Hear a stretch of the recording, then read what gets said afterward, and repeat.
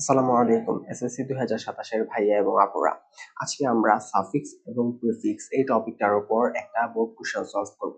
যে কোশ্চেনটা তোমাদের ময়মনসিংহ বোর্ড 2026-এ আসছিল। এই কোশ্চেনটা সলভ করার অর্থ এই যে আমরা যে গত ক্লাসে সাফিক্স এবং প্রিফিক্স এই টপিকটা বেসিক থেকে পড়েছিলাম, এইটা যখন বোর্ড কোশ্চেন আমরা এই বোর্ড কোশ্চেন যখন সলভ করবো তখন বুঝবা যে ওই বেসিক যে ক্লাসটা থেকে আমরা যা শিখেছি ওইটার মাধ্যমে আমরা সহজে এই বোর্ড কোশ্চেনটা সলভ করতে পারবো। আর তোমরা যদি এইভাবে প্রতিনিয়ত প্রতিনিয়ত বলতে রেগুলার না, সপ্তাহে দু একটা কোশ্চেন তোমরা যদি সলভ করতে পারো যে কোনো টপিকের উপর, যে টপিকটা তোমরা ভালো করে পড়ছো, তাহলে দেখবে যে তোমাদের এক্সপিরিয়েন্স বিল্ড আপ হবে এবং সেই সাথে তোমাদের সঠিক আনসার করার ক্যাপাবিলিটিও বেড়ে যাবে। তাহলে বেশি কথা না বলে আমরা শুরু করে দিই। দেখি কি বলছে, আমাদের প্রথম ইনস্ট্রাকশনটা কি দিছে।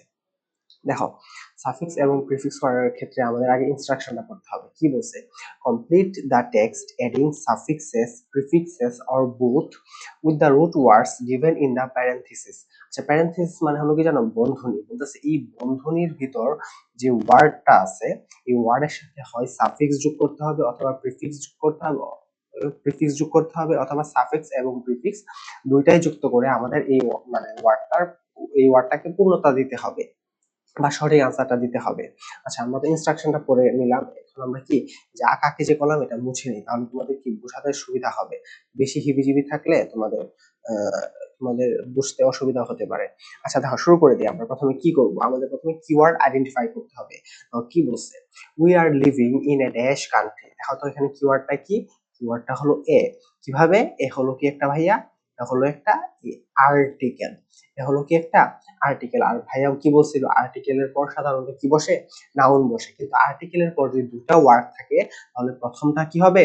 প্রথমটা হবে প্রথমটা হবে অ্যাডজেক্টিভ আর দ্বিতীয়টা কি হবে? দ্বিতীয়টা হবে নাউন। আচ্ছা, আমাদের তো দ্বিতীয়টা দেখার দরকার নেই, আমাদের এটা অ্যাডজেক্টিভ করতে হবে। তাহলে এই ওয়ার্ডটা কিসে আছে? ডেমোক্রেট মানে কি জানো? গণতন্ত্র বা গণতন্ত্রী, এটা কি নাউন। আর এটাকে আমাদের কি করতে হবে? অ্যাডজেক্টিভ করতে হবে। আর যদি তোমরা অর্থ বুঝো তাহলে তোমরা আরো সহজেই কি করতে পারবা? এটা সলভ করতে পারবা। যেমন দেখো কি বলছে, we are living in a Democrat country. আমরা একটা গণতন্ত্রী দেশে বাস করি। এই অর্থটা কি প্রপারলি শোনাচ্ছে বা অ্যাপ্রোপ্রিয়েট মনে হচ্ছে তোমাদের? অবশ্যই না। আমরা একটা কি গণতন্ত্রী দেশে বাস করি না, আমরা একটা গণতান্ত্রিক দেশে বাস করি। তাহলে গণতান্ত্রিক ইংলিশ কি? গণতান্ত্রিক ইংলিশ হলো ডেমোক্রেটিক। তাহলে কি করতে হবে আমাদের? তাহলে আমাদের শুধু যে ওয়ার্ডটা আছে সেটা আমরা যদি আইসি যুক্ত করে দিই তাহলে এই ওয়ার্ডটা কি হয়ে যাবে? অ্যাডজেক্টিভ হয়ে যাবে।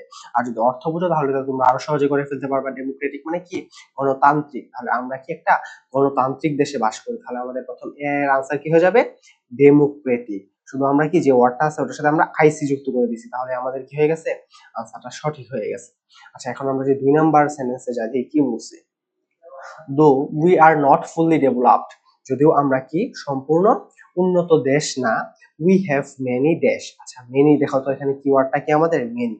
কিভাবে? মেনি হলো একটা ডিটারমিনার। আর ভাইয়া বলছিল ডিটারমিনারের পর কি বসে? নাউন বসে। কিন্তু মেনির পর মেনি হলো কি একটা ডিটারমিনার, আর এই ডিটারমিনারের পর সবসময় কি বসে জানো? সবসময় একটা প্লুরাল কাউন্টেবল নাউন বসে। একটা নাউন বসবে কিন্তু ওই নাউনটা অবশ্যই কি হবে? প্লুরাল হবে। তাহলে এখানে কি আছে দেখো তো? We have many achieve. Achieve মানে কি? অর্জন করা। এটা একটা কি? ভার্ব। এটা কি একটা ভাইয়া? ভার্ব। এটাকে আমাদের কি করতে হবে? এটাকে আমাদের নাউন করতে হবে। কিভাবে করব? অ্যাচিভ আছে, এটার সাথে শুধু আমরা কি এই যে মেন্ট, এই সাফিক্সটা যুক্ত করে আমরা কি করে ফেলবো? এই ওয়ার্ডটাকে আমরা নাউন করে ফেলবো। তাহলে আমাদের বি এর আনসার কি হয়ে যাবে? অ্যাচিভমেন্ট। কিন্তু শুধু যদি আমরা অ্যাচিভমেন্ট দিই তাহলে কি আমাদের আনসারটা সঠিক হবে? না। কেন না? কারণ এই যে মেনির পর সাধারণত কি বসে জানো? Plural countable noun. কিন্তু আমরা কি এই অ্যাচিভমেন্টের সাথে যদি একটা এস বা ইএস যুক্ত করে দিই তাহলে আমাদের এই নাউনটা কি হয়ে যাবে? প্লুরাল হয়ে যাবে। তখন আমাদের এই পুরো আনসারটা কি হয়ে যাবে? সঠিক হয়ে যাবে। মানে আমাদের বি এর আনসার কি হবে? বি এর আনসার হবে অ্যাচিভমেন্টস। আচ্ছা, এখন যদি আমরা 3 নাম্বার লাইনে যাই। আচ্ছা, 3 নাম্বার লাইনে যাওয়ার আগে আমরা আবার কি এই দাগগুলো মুছে দিব, তাহলে আমাদের বুঝতে আরো কি হবে? সুবিধা হবে। আর দাগগুলো থাকলে আমরা ভালোভাবে সেন্টেন্স গুলো দেখতে পারবো না। আচ্ছা, প্রায় কমপ্লিট হয়ে গেছে দাগ মোছা। আচ্ছা, এখন আবার যদি শুরু করি 3 নাম্বার লাইনে যাই, দেখি কি বলছে।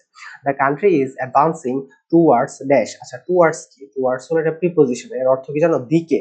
টুয়ার্ডস মানে কি? দিকে। এটা কি একটা? এটা একটা প্রিপোজিশন। এটা একটা কি preposition.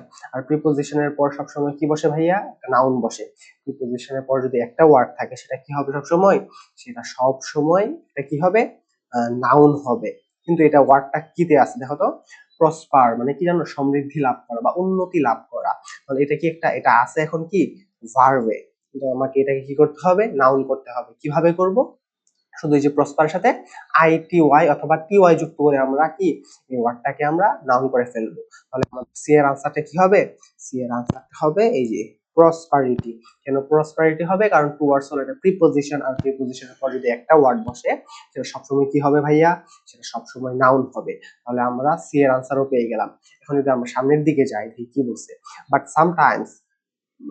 Sometimes political dash stands as a barrier to the path of dash। আচ্ছা দেখো, ডি এর আগে আমরা ই সলভ করে ফেলবো কত সহজে। এই যে দেখো, কিওয়ার্ড হলো আমাদের অফ। অফ কি একটা? অফ হলো একটা এই প্রিপোজিশন, আর প্রিপোজিশনের পর যদি একটা ওয়ার্ড বসে সেটা কি বসবে? অবশ্যই নাউন বসবে। ডেভেলপ মানে কি? উন্নতি লাভ করা, এটা আছে ভার্বে। এটাকে আমাদের কি করতে হবে? এটাকে আমাদের এই নাউন করতে হবে। কিভাবে করব? ডেভেলপের সাথে শুধু আমরা এই যে মেন্ট এই সাফিক্সটা যুক্ত করে এটাকে আমরা কি করে ফেলবো? সঠিক আনসার বের করে ফেলবো। তাহলে আমাদের ই এর আনসার কি হয়ে যাবে? ই এর আনসার হবে ডেভেলপমেন্ট। কেন ডেভেলপমেন্ট হবে? কারণ কি অফ হলো একটা প্রিপোজিশন, আর প্রিপোজিশনের পর যদি একটা ওয়ার্ড বসে সেটা অবশ্যই কি হবে? সেটা অবশ্যই নাউন হবে। তাই আমরা কি ডেভেলপের সাথে মেন্ট এই সাফিক্সটা যুক্ত করে এটাকে আমরা নাউন করে ফেলছি। আচ্ছা এখন আমরা যদি 4 নম্বরে যাই দেখি কি বলছে।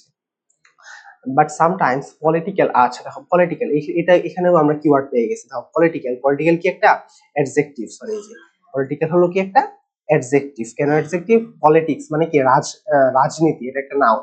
আর এই নাউনের সাথে যখন এন এই সাফিক্সটা যুক্ত হবে তখন সেটা কি হয়ে যাবে? তখন সেটা অ্যাডজেক্টিভ হয়ে যাবে। তাহলে অ্যাডজেক্টিভের পর কি বসে সাধারণত? অ্যাডজেক্টিভের পর সাধারণত নাউন বসে। দেখো স্টেবল, এটা কি আছে? অ্যাডজেক্টিভ আছে। কিভাবে? স্টেবল মানে কি? স্থিতিশীল, মানে এটা একটা অবস্থা বোঝাচ্ছে। তার মানে কি এটা অ্যাডজেক্টিভ, কিন্তু এটাকে আমাদের কি করতে হবে? নাউন করতে হবে। কিভাবে নাউন করব? স্টেবলের সাথে আইটি ওয়াই অথবা টি ওয়াই যুক্ত করে দিয়ে এটাকে আমরা কি করে ফেলবো? নাউন করে ফেলবো। স্টেবিলিটি মানে কি? স্থিতিশীলতা, তখন এটা কি হয়ে যাবে? নাউন হয়ে যাবে। দেখো যদি আমরা এখানে সাফিক্স যুক্ত করি তবুও আমাদের আনসারটা সঠিক হইতেছে না। কারণ কি? এই যে আমাদের ইনস্ট্রাকশনে বলে দিছিল যে আমরা প্রয়োজনে সাফিক্স প্রিফিক্স এবং কি দুইটাই ব্যবহার করতে পারি। দেখো আমাদের অর্থ কিন্তু মিলতেছে না। বাট সামটাইমস, কিন্তু মাঝে মাঝে পলিটিক্যাল স্টেবিলিটি রাজনৈতিক স্থিতিশীলতা স্ট্যান্ডস দাঁড়ায় এজ এ ব্যারিয়ার বাধা হয়ে to the path of development, মানে কি উন্নয়নের বাধা হয়ে দাঁড়ায় কি রাজনৈতিক স্থিতিশীলতা। আমাদের এই স্টেটমেন্টটাই তো ভুল। রাজনৈতিক স্থিতিশীলতা তো আমাদের দেশের উন্নয়নের বাধা হয়ে দাঁড়ায় না। রাজনৈতিক অস্থিতিশীলতা আমাদের দেশের কি উন্নয়নের বাধা হয়ে দাঁড়ায়। তাহলে অস্থিতিশীলতা অর্থে আমরা কি ব্যবহার করব? স্টেবিলিটি নাকি ইনস্টেবিলিটি? ইনস্টেবিলিটি অর্থ কি? অস্থিতিশীলতা। তাহলে আমাদের এখানে সাফিক্স এবং প্রিফিক্স দুইটাই ব্যবহার করা লাগতেছে। ইন একটা মানে প্রিফিক্স ব্যবহার করলাম, এরপর শেষে আমরা কি স্টেবিলিটি আইটি ওয়াই একটা ব্যবহার করলাম সাফিক্স। মানে এই ওয়ার্ডটাকে আমাদেরকে কারেক্ট ফর্মে নেওয়ার জন্য এবং অর্থ মিলানোর জন্য আমাদের সাফিক্স এবং প্রিফিক্স দুইটা ফর্মে কি ব্যবহার করা লাগতেছে। তাহলে আমাদের কি এই যে 5টা কোশ্চেন যে আমরা সলভ করলাম, এই 5টা কোশ্চেনের মাঝে আমাদের একটা ছিল একটু ডিফারেন্ট টাইপের। এই ডিফারেন্ট টাইপের কোশ্চেন গুলো সচরাচর আমরা কি ভুল করে থাকি, কারণ আমরা কি বেশি প্র্যাকটিস করি না। তোমরা যখন বোর্ড কোশ্চেন বা মডেল কোশ্চেন গুলো প্র্যাকটিস করবা তখন এই ডিফারেন্ট টাইপের যে কোশ্চেন গুলো আছে এগুলো বুঝে বুঝে প্র্যাকটিস করবা, এবং এই একটা বা দুইটা কোশ্চেন যেগুলো তোমাদের ভুল হতো সেগুলো আর ভুল হবে না। তাই তোমরা রেগুলার প্র্যাকটিস করবে না, অবশ্যই তোমরা সপ্তাহে 2-1 দিন 3-4টা কোশ্চেন মাত্র সলভ করবা যে কোনো টপিকের উপর, শুধু সাফিক্স প্রিফিক্স না, যে টপিকটা তোমরা পড়ে ফেলছো অলরেডি সেই টপিকের উপর কি কোশ্চেন সলভ করবে। যত বেশি কোশ্চেন সলভ করবা, বোর্ড কোশ্চেন পিওএআরডি বোর্ড কোশ্চেন অথবা কি মডেল কোশ্চেন যত সলভ করবা তত কি তোমাদের এক্সপিরিয়েন্স বাড়বে এবং তোমরা কি পরীক্ষায় তোমাদের ভালো করার একটা কি পসিবিলিটি বেড়ে যাবে। তাহলে আজকে এই পর্যন্তই। নেক্সট অন্য একটা ক্লাসে আমরা অন্য একটা টপিক নিয়ে আলোচনা করব। আসসালামু আলাইকুম।